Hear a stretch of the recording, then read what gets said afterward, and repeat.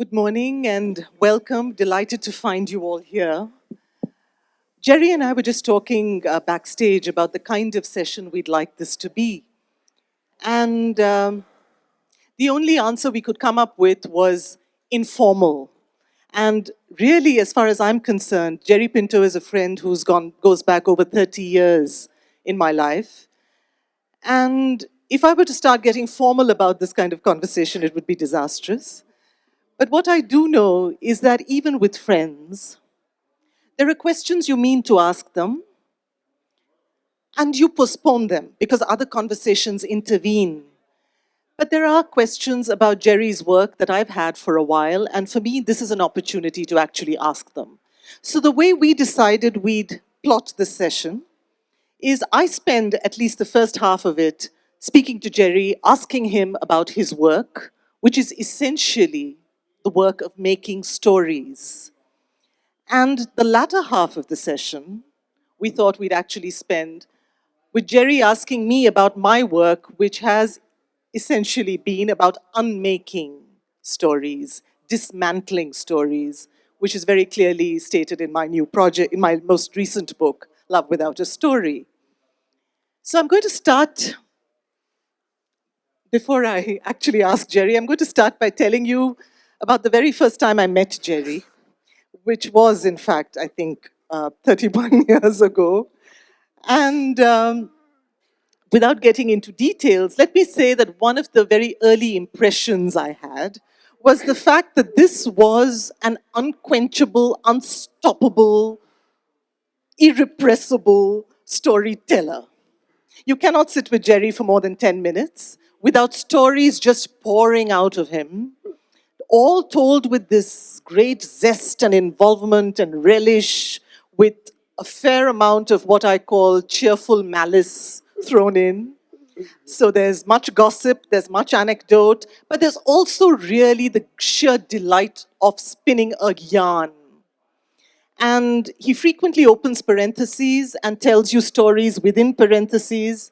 And just when you start getting interested in that story, he's already galloped on. So that's my introduction to Jerry. But I will say this, that for as long as I've known you, you've actually wanted to write one story that you've talked about since you were about 20. And that is the story of M and the Big Home. And it struck me as interesting that you took as long as you did, Jerry, to actually write that book. And it's only when it actually came out that I realized what a good idea it was to wait that long, because it's really a pitch perfect book for those of you who haven't read it. And I just want to start by asking you, I'm going to come to the bigger question later, which is for me really why stories. But I'm going to start by asking you about this specific book, because I know it was a challenge, but I want to know what the biggest challenge was as far as M and the Big Home is concerned. Thank you, Arundhathi. It's always wonderful to listen to somebody telling you about yourself because it's a kind of therapy, a mad therapy that unfortunately I can't operationalize. Otherwise, cheerful malice happened about 5 years ago, I think. By now, you'd have thought I'd have done something about it, but I'm still apparently cheerfully malicious. The point about waiting, I think the challenge was the self. I'm also, I think, the reason why the stories come tumbling out one after the other is because I want people to know. Like someone says something like a small word like chemical composite, and I something in my head sparks chemical composite to be that story about that person and that word, and then because I've started saying that and another name pops up, I want them to know about that name. You're quite right, that almost I don't know, bubbling out of stories. But this story, when it began to come, it just would not come as any of the other stories. I started writing it as one of these. The story of my family, which is large and complicated, and nobody ever has a birthday party without blood being shed, and old recriminations coming up and the police being called. That's a good party for all of us. Um, I started writing it like that, and I thought what works in your mouth and with the ability to put abhinay into it and mudra and turn it into a story is dying on the page, and what is on the page is a caricature. It is you turning your family into a whole pack of, of idiots for other people to laugh at. And I could, in honesty, I could not do that to my family. So I began to drop bits of that story off.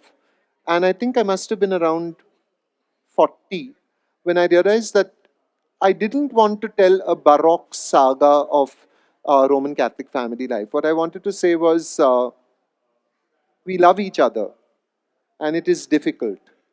And but the difficulty is part of the warp and the weave of the fabric of that love. It isn't something you wish away. It is what you have to embrace. And it is a thorny, painful embrace. But it goes somewhere deep and it starts another process.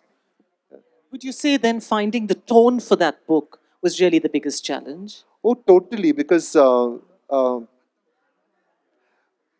by the time I was 40, there was a fairly, I hate saying these things, it sounds so like, but there was a public figure.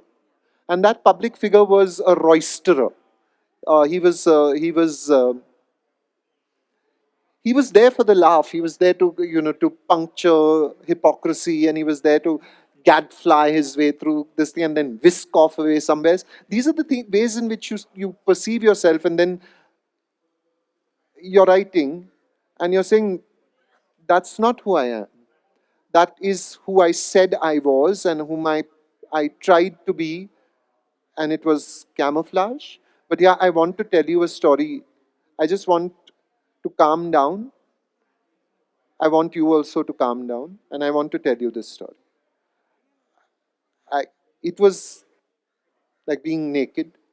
It was shaming because so much of the earlier persona was so horribly artificial, so put on. I could see, and I had accused other people of doing that. I had vilipended them. I reject some people from my life because I keep seeing them as masks and only put on, and I had been doing that. So to come to the tone meant to find in my cast of characters myself and to speak from that self. And that is just improbably difficult sometimes. And often you just want to editorialize again. You want to say a clever, witty thing that will make people say, ah, wah. And they will then look at language and ignore this tattered, somewhat tattered self that you are presenting. But so to get to the tone was just to keep saying, you have many, many tools, Jerry. You have to put them aside. You have to go into this nihatta. You have to go into this bear. You have to say, this is how it is. This is how it was. It may offend you, but this is how it is. What about actually negotiating family sensitivities? Because you're talking about a very personal story and turning firstly the personal into fiction, but also navigating family and their responses. Was that a challenge? The earlier Jerry would have said, I didn't care what the family thought. I was just blah, blah, blah, blah. And this Jerry was still being lugged out for the roadshow after M in the Big Home. And of course, I cared what they thought about it. I really did care. Um, but you ask yourself, I suppose, okay, my thing which I say, no book is worth hurting a person you love. But then you have to ask yourself, do you love yourself also? Are you part of that family that you love? What would it mean to me to have to silence them in the big home if it really hurts somebody? You cannot construct a hierarchy of love and say, I love you more, I love you less. We love in different ways and with different kind of, and there are even moments when the person you love most, you don't love at all. You know, so love is kind of like, it's even difficult to talk about it. But at the end of the day, I thought I have to ask the people who really, really matter to me whether this book will, and I gave it to my sister who really matters to me, and I said, read it. And she came back and she said, too many commas. So I thought, okay, we are done here. I mean, I can put, so even for young people who come and say, I want to write about this thing that happened in my life and whatnot, I keep saying, of course you should, of course you must, but you may hurt someone. You must know that that is part of this of this thing. But there is no formula. There is no way I can assure you that the gains out of having done something like this will be better or worse than the pain that you feel having inflicted pain. So all I can say is, I've been there. I took that risk. I wish you really all the best with your risk. I just wish it for you, but I can't do anything more than that. Because like sometimes you think family stories, so powerful within the family, so carefully guarded. And when someone else hears them, they say, What's the what's the issue? Why would that be a secret? Because it is our secret. It is our way of loving that conceals this. And our way of loving is not your way of loving. Therefore, your secret is different from my secret. In fact, if I were to just ask you today, Jerry, today, is he different? Is im- the impulse to tell stories has always been there, but has that impulse changed today? Do you tell stories for a different reason? You're obviously telling them differently. Our craft changes, who Yeah. we are changes. Yeah. But is there a different impetus today? Uh, I think one of the strange things that happen is the urgency is much less now. It's as if I could tell you this story or I don't have to.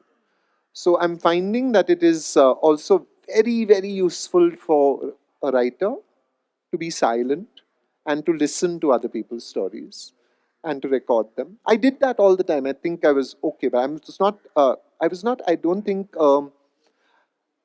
a skilled and empathetic listener as you are. Say, for instance, I think I learned a lot about listening from you, from Shanta, from many friends who are quiet and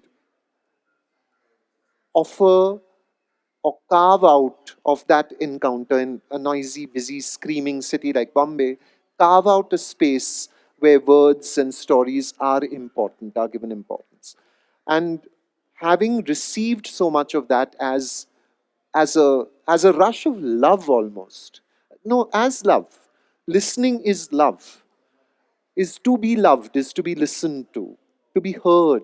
Okay? Having received that, I think I want now very much to be loving by listening. So, much more, I think, listening has become important. Though I must say that even this morning, sitting over breakfast with you and Shanta, I was launching off into stories, etc., etc. But that's because I love and trust both of you, and I can I can slip into old Jerry and know that he will not be judged. And I will come back to slightly new and improved with Formula X Jerry. I will come back to that and try to hold on back to that. Because, I read books where people develop linearly and just get better and better. And some people do, Shanta, I just keep seeing you just, you know, like you up your game. And I keep just back. Oh, sorry. I thought the mic had gone. I keep backsliding into old behavior patterns effortlessly because there was some thin, unhappy, but happy reward from that person as well. Some things, thin stuff, not nourishing, not filling the heart or soul or mouth or stomach or anything. But there was something there that I enjoyed. Some kurkure, some junk food uh, response that I enjoyed. And I think I can very often go back and enjoy it again. But I have hope that, No, in fact, the reason I also asked that is because you've been doing a lot of writing. It's not just been your own novels. There's also the translations that you're doing. There's the children's fiction that you're doing. So on the one hand, there is the work of a Maharashtrian Dalit, his story that you're telling. You're telling the story of a teddy bear, and you're telling the story of Helen, the movie Siren. yeah, So these are obvious. There is obviously a need to tell other stories, yeah, yeah, right? yeah. Would you like to talk a little about those Yeah. incarnations? Okay, there's one part of me, I think, that is almost relentlessly curious. In the sense, on days of being self-forgiving, I say it is that I am very deeply other-centered and I'm very deeply involved in my world. And when a friend turns and looks in a certain direction, in a certain way, for a few minutes and then comes back, you want to know what happened in that 35 seconds. What was the thought? Because there was a thought. And don't tell me it wasn't important, because your face showed it was important. I want to know. And a little bit of that is just what my mother would call vulgar curiosity. It's just like, I would like to know. Uh, Others is that I sometimes think there is a moral responsibility to tell stories also. We seem so casual with our past. We seem so uninterested in what happened 10 days ago. So that 10 years ago or 30 years ago, just gaya so gaya, it's gone. What do you care? I care. I do care. I would care so much more if I had a bigger house where I could keep a lot of old junk. But I've just got to keep. So, no, I don't know. I'm talking rubbish. Let me just get back to your question, which was, yes, there are many stories that I feel I have to tell, and many of them are driven by a feeling that I must tell this story, not just so that I will have Jerry Pinto on the name of a book, which is a good feeling and I love it also, but it is because I feel that that book may go out and be a little ambassador for the better part of who I am. And there is a very bad part and there is a better part, and that better part, I think, a little bit goes into the book. And sometimes it's like behind a teddy bear, and sometimes it's behind a dancing superstar. Sometimes it's behind a Dalit writer. But I wouldn't do it if I didn't feel, in some way, little more, little something I want to shift. Yeah, I know it sounds hopelessly like Enid Blyton's do-gooders, no? Like trying to go and change the world. Okay, yeah. Honest confession, I do want to change. I do. I still, like when I started writing journalism and all, I thought people are reading this stuff. They are listening to me. And I had no idea that I was part of like creating consent and all that. I read Chomsky and all later. But that old feeling that you can slightly, infinitesimally shift someone with the power of a story, I will hold on to. Yes. Yeah? Would you like to read something? No? Not an Yeah. extract? Not an extract, really. I think we should talk about you now. I No, don't feel uncomfortable, but I have no. Maybe we can. Okay, we can talk about me, but we can also throw this open. Should we throw it open at this point? Oh, no, no, no. Okay, okay. Yes, Yeah, let's talk about me. yeah. Okay, so Arundhati, the startling thing, no, is, I mean, with this range of talents, when Arundhati was in college, by the way, she was often offered modeling gigs. There are some dangers in sitting and having conversations with old friends. Yeah, so you could have been a But this supermodel. was a dig because I mentioned the cheerful malice bit. So, okay. It is the danger of being well known that even what you try to do in disguise is often like parda fashed. Yeah. So considering that you were a very fine cultural journalist, doing some very fine pieces on dance, on theatre, considering that you could have been a prose writer, you've done some magnificent prose books, the Book of the Buddha, your work with Sadhguru, considering that you could have been a great editor as well, because you put together some absolutely startling anthologies, including the Pilgrim's book, and Eating God. And if you have not read Eating God, man, seriously, go and buy a copy right now. It is a wonderful reminder of what bhakti means and what Hinduism can also be. Yeah. Um, you chose poetry as the central métier, the central mode of expression. And we know that in the publishing world, you actually, you know, you're in that tiny outpost corner where, like, you're going to sell. They think you're not going to sell at all. They say that, poetry doesn't work. It needs a blah, blah, blah, blah. They have all those stories about poetry. We know these are untrue, right? Say it loud. Huh. Why poetry? Really no reason. I mean, I often say this, there's no reason to be doing it because royalty checks are few and far between. The only bestseller I've written is the Sadhguru book. My books of poetry sell, but modestly, and that's the way slim volumes of verse are meant to sell. So royalty checks are few and far between. In the past, publishers were few and far between. And there's even some research that claims that poets die sooner than other writers. I just read that yesterday. So, clearly there's no reason to do it.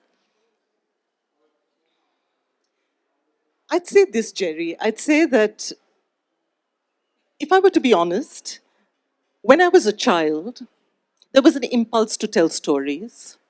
Not perhaps in the way that you do. I don't think that was ever my thing. But there was an excitement about theater, drama, enacting stories, making stories come alive, the performative element of that. So this is perhaps something I've never really said before, but since it's happening so spontaneously now, let me say it. I think that there are perhaps many of us, and I like to believe that this is shared, there are many of us who feel at one time that we could possibly bubble with a few stories of our own. But, well, I mean, the world takes up so much space, doesn't it? People take up a lot of space. They take up physical space, they take up psychological space, they take up verbal space.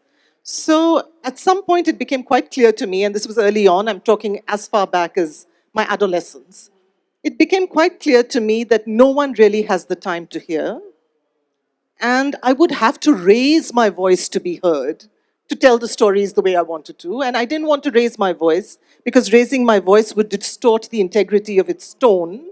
I mean, I'm saying this in retrospect, right? Correct. This is probably what you just intuited at that point. You, in this very inarticulate way, you feel, okay, I'm not going to be able to tell stories the way I want to tell them, and really no one's listening.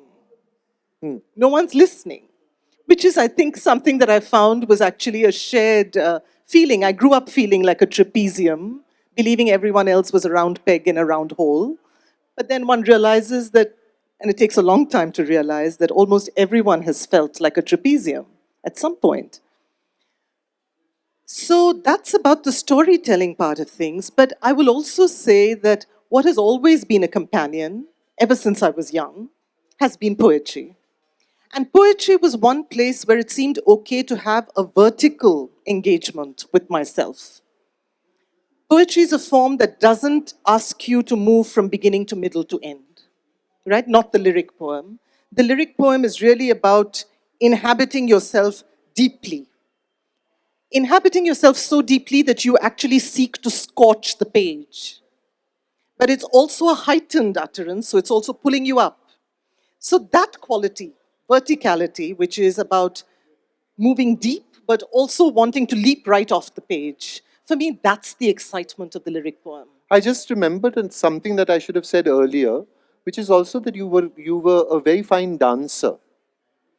And I'm asking you to look at the nature of the spine and what you just said just now about that, because I suddenly saw the dancer's spine and I saw that movement of down and up and aspiration and inventing the world in 3 steps. That's actually also one of these things. No, that's lovely. And in fact, I used to think dance was happening on the side and poetry happened somewhere else. And it took me time to realize how vitally they were connected. And even now, when I look back on my earliest encounters with poetry when I was 3 or 4, you know how Yeah. it's nursery rhymes in one language or the other, and you don't even know where one ends and the other begins. But I'd say it was really this, the capacity of language in poetry to leap from one place to the other without you ever knowing how it got there. Choreographed language, kinetic language. I think that's where it would link with dance. And okay, so what I love is And the spine. notion that, at one point, we all do this, I think. We think of ourselves as this is the public, that is the private, this is the poetic, that is the prose. But here you have one movement, which is the physical movement, one movement, which is the mental movement, and one movement, which is the spirit movement.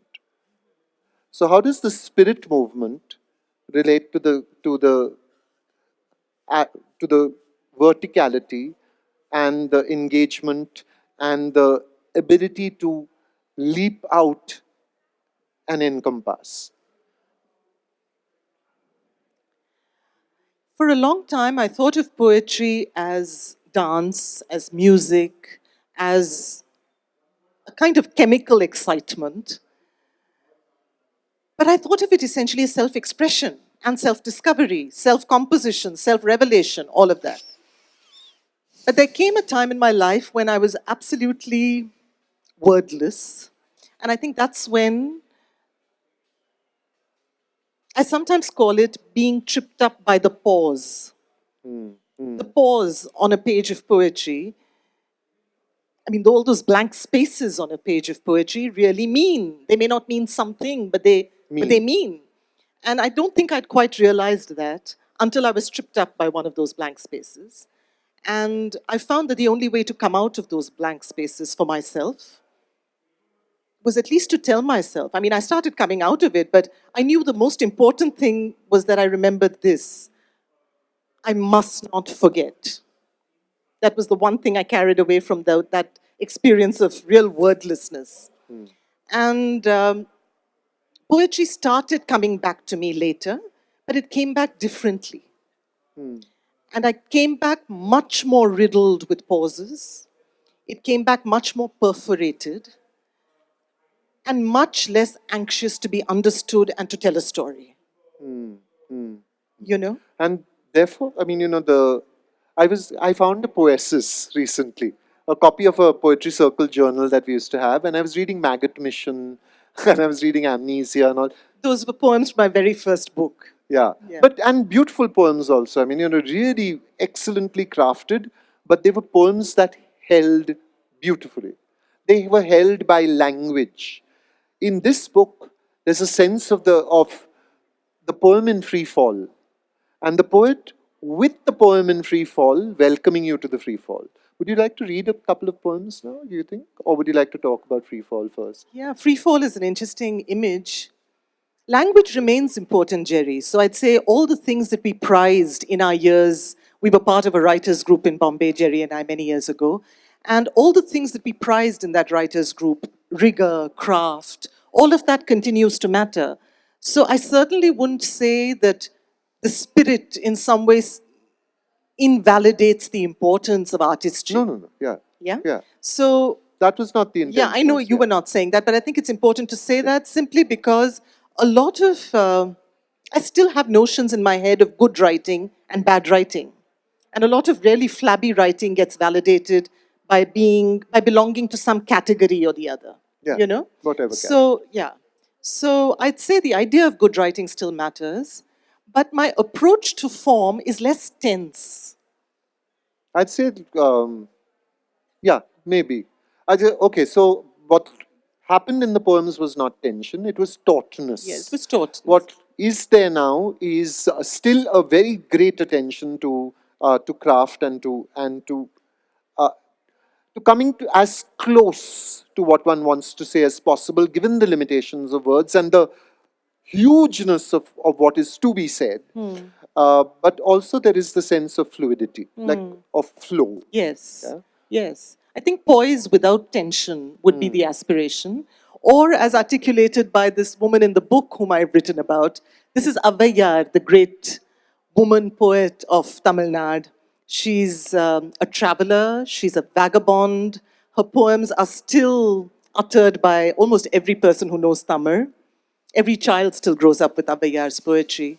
And I was interested in her not as a character in a story. I was interested in her because she's a woman, because she's a poet, because she's a wanderer, and because she's an old woman, a woman who voluntarily chooses to become a crone. Which really means, Jerry, in the light of what we are saying now, that she chooses to fast forward the plot. That leap. That's right. Yeah. It's the leap, and she's also giving up the story. She's shedding story. She's moved to the very end of her life. Yeah. Giving up all that possibility and potential of narrative. And the drama and the juice and the rus of narrative. Yeah. She's chosen to go to the very end.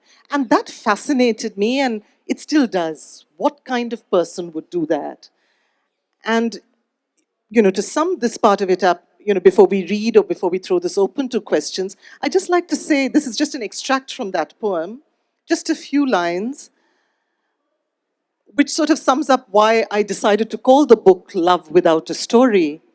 Avvaiyar says at some point in the course of this poem cycle, she says, for lovers flatten into photographs, photographs into reminiscence, reminiscence into quiet. And then what's left?